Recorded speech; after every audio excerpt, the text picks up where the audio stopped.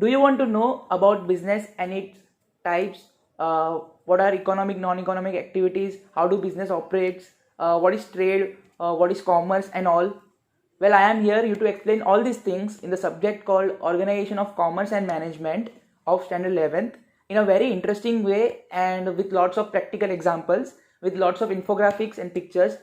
So watch this video till the end.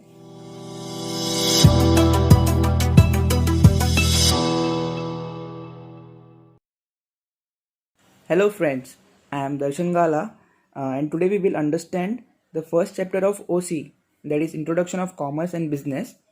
So as we all need goods and services in our day-to-day life, right? So for that we do some activities which can be classified into two types, that is non-economic activities and economic activities. So non-economic activities are the activities which does not include any monetary value. For example, doing religious activities, doing social service, or cooking by mother for his child, etc. And economic activities means production, distribution, and consumption of goods and services in exchange of money. So there is an exchange of money in it. So these are called economic activities. सो हर एक इंसान अपने needs को fulfil करने के लिए कोई ना कोई इकोनॉमिक एक्टिविटी करता है. So from that he can earn some money and buy goods and services. तो अब इकोनॉमिक एक्टिविटीज़ कौन से टाइप्स की होती है? So there are three types of economic activities. The first is business, second is profession and third is employment. So the first business के बारे में समझते. Business in simple terms is economic activity by individual or group of individual which produces goods and services to earn profit by fulfilling needs of people. So for example, कोई एक biscuit company like Britannia which produces biscuit for the people. कोई एक footwear company like Bata which produces footwear for his customers. So they are fulfilling the needs of the customers by earning profit on it.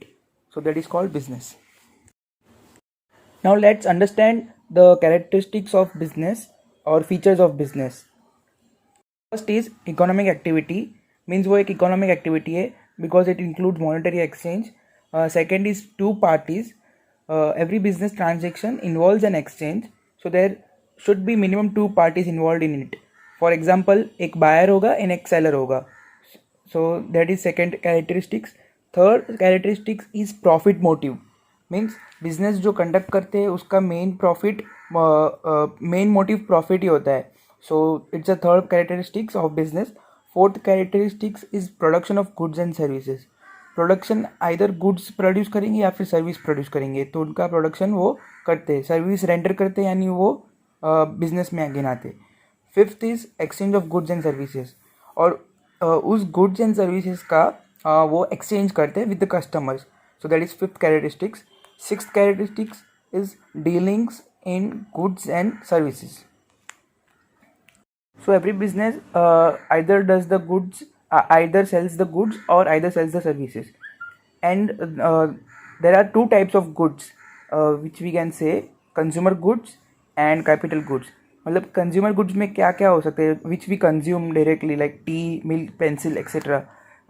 And capital goods which is little bit long for used for long term like machinery, plant, furniture, etc. Seventh characteristics is continuity in dealings. Every business requires regularity in transactions. So मतलब कोई एक हमने car अपनी बेच दी, कोई जूनी अपनी car थी उसने हम सेल कर दी, तो हमारा वो कार का बिजनेस नहीं हुआ because we did not continue it, right? So continuity in dealings shows that this is the business. So it's the seventh characteristics. Eighth one is uncertain returns. So there can be a profit or either it can be a loss. Anything is possible in it. Now, ninth characteristics is element of risk. So there is always associated this element of risk because we have to sometimes also suffer the losses, sometimes uncertainties in the market. So 10th characteristics is customer satisfaction. Customer satisfaction is the ultimate aim of all economic activities and business. It is not exception in it. So modern business believes that customers should get the quality products. So ये 10th characteristics. So after understanding the meaning of business, Now let's understand what is profession. So profession means a person who uses his educational knowledge and special skills to render services to earn some income, which we can say fees.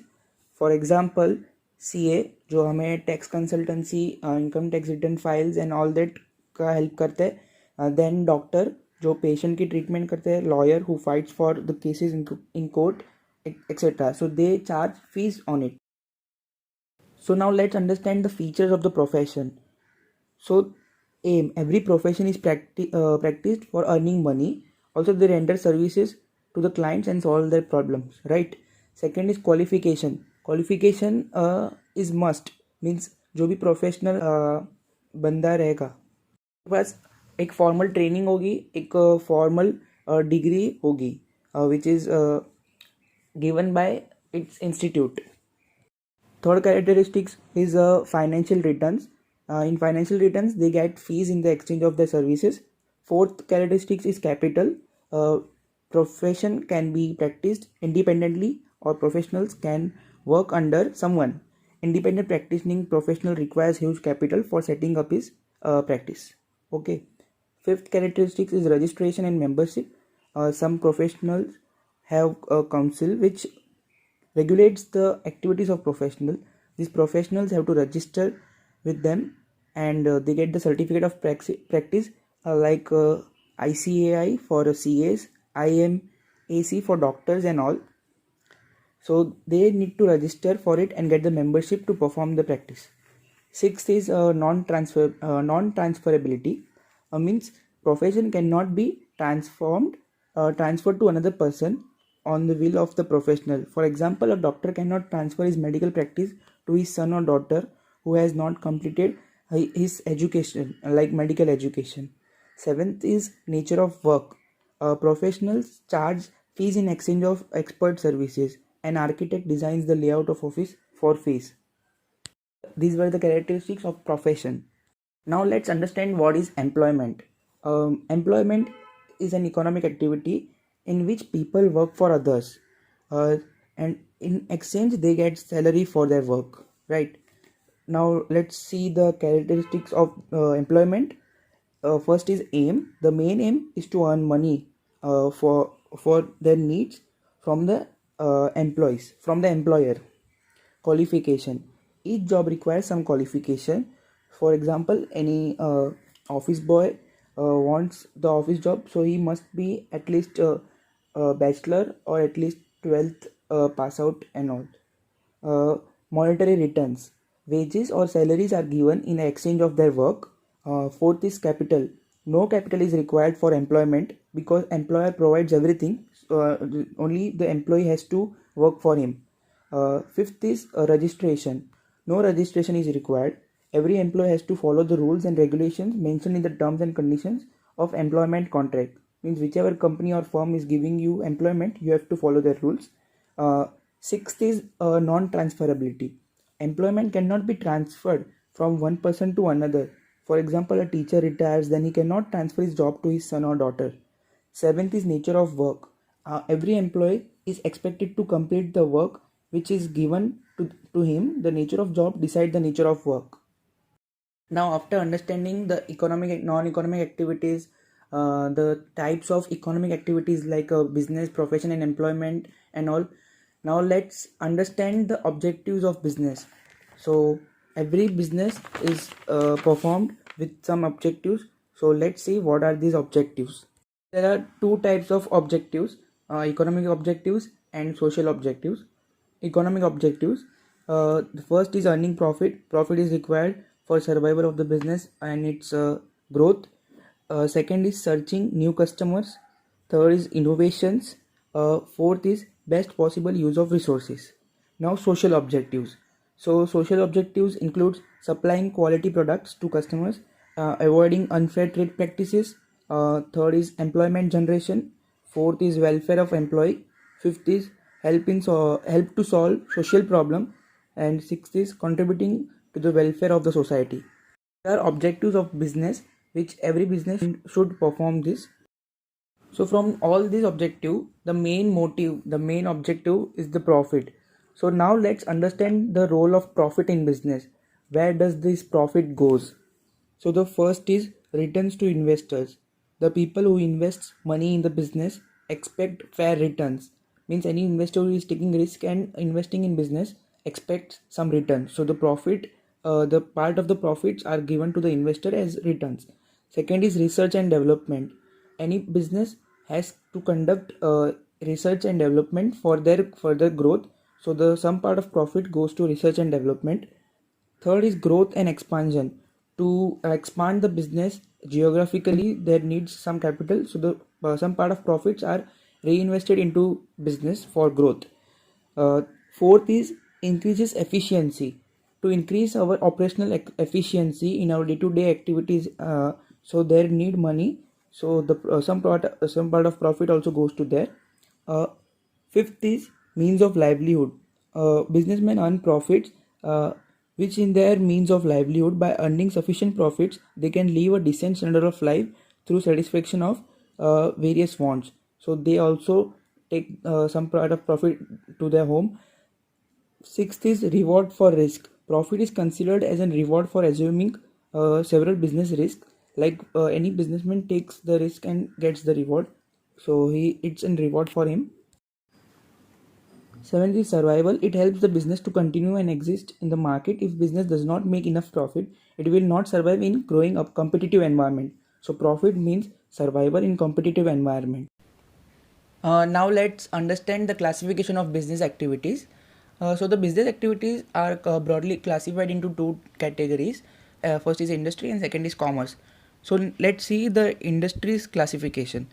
Industry has three classification like primary industry, secondary industry and tertiary industry. Primary industry includes agriculture activities, genetic activities and extraction activity. Secondary industry includes manufacturing and construction. Tertiary industry includes transport, banking, hotel, tourism, entertainment, etc. Now here comes the commerce part. So in commerce, there are two categories: trade and auxiliaries to trade. So in trade, there are two types of trade, which is home trade, which means domestic trade, and second is foreign trade. In home trade, there comes wholesale trade and retail trade. In foreign trade, there are import, export, and re-export. And auxiliaries to trade means which are assisting agents for to do trades, means which they are helpful for performing trade. So first is transport, second is warehousing, third insurance, fourth is banking, advertising, mercantile agents, communication, etc. So these all are auxiliaries to trade. So this was the short explanatory video of the chapter first, Introduction of Commerce and Business of OC. So if you understood the concepts well and understood the chapter well from this video, please share among your friends who are in standard 11th and who need to watch this video. Thank you very much.